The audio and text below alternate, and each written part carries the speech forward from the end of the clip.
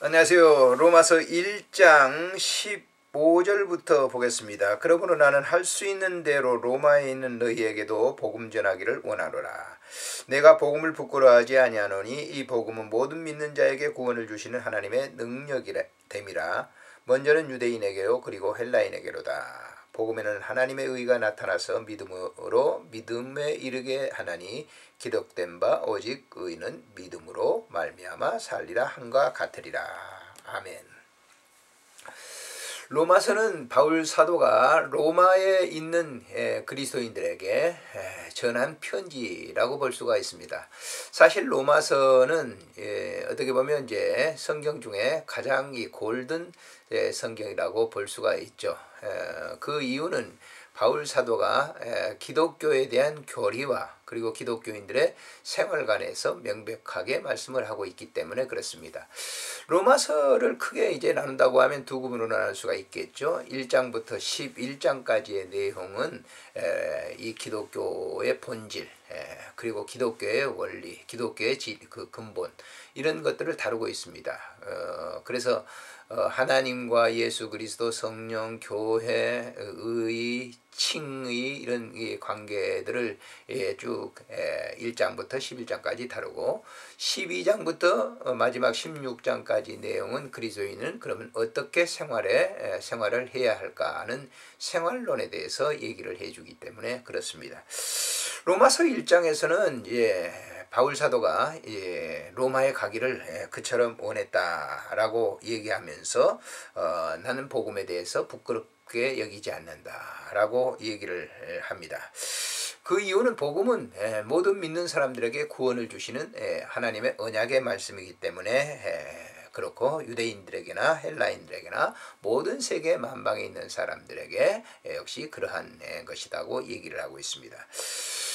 복음에 하나님의 의가 나타났다. 하나님의 의가 뭡니까? 믿음입니다.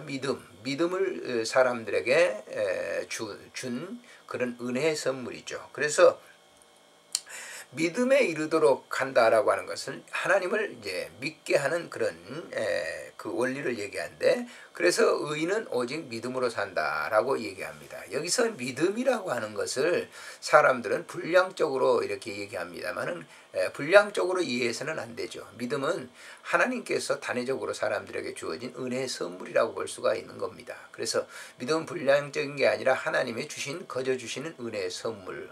그것이 의인들에게 그대로 나타난다라고 바울은 얘기하죠. 그래서 오늘 많은 사람들이 믿음을 갖다가 교회에서 믿음의 분량을 이렇게 합니다. 그래서 교회 봉사도 하고 무슨 활동도 하고 이런 얘기를 합니다만은 그런 믿음의 분량이 아니라 하나님이 주어진 그 은혜 주어진 그 재능들이죠. 그것을 갖다가 하게 되는데, 하나님의 은혜의 선물을 받은 믿음으로 받은 사람들은 그건 당연히 해야 되는 그런 일들이죠. 그러나 많은 사람들이 이것을 이제 곡해하고 있는 것을 볼 수가 있는 거죠. 믿음의 분량을 자기가 어떤 믿음의 분량이 많으면 그 활동 영역이 넓어지고 봉사하는 것으로 생각합니다만은 그렇지 않다라고 하는 것을 여기서 우리가 분명히 알아야 될 것입니다. 그래서 여기서 오직 의는 믿음으로 말미암아 살리라 함과 같으리라라고 하는 것은 이제 하박국서 2장 4절에 말씀하고 있죠. 그래서 하나님을 믿는 믿음은 단회적인 것으로, 에베소 2장에 그랬잖아요. 믿음은 하나님의 은혜로 준 선물이라고 얘기를 하죠. 그런 이 은혜의 선물을 받은 사람은 그 믿음대로 그 믿음 생활을 할 수밖에 없다라고 하는 것. 즉 이 말은 하나님과 동행하는 그런 삶을 살 수밖에 없다라고 하는 겁니다. 그래서 그런 하나님과 동행하는 그런 이 믿음의 사람들은 언제나 하나님의 은혜 속에서 무엇을 하든지 감사의 생활을 하고 그 활동을 하기 때문에 그 일들을 즐겁게 수행해 나갈 수 있다라고 하는 것이죠. 믿음의 선물을 받은 사람들은 자기에게 어떤 핍박이나 박해가 온다 할지라도 그것을 기쁘게 여기고 믿음 생활을 하게 된다라고 하는 것을 우리는 여기서 잊지 말아야 될 것입니다. 바울 사도가 이런 내용의 글을 쓴 것은 바울의 일대기를 우리가 살펴보게 될 때 그는 그 어떤 그 일에도 하나님께서 주신 그 믿음의 분량을 잃어버리지 않고 기쁨으로 수행해 나갔던 것을 볼 수가 있어요.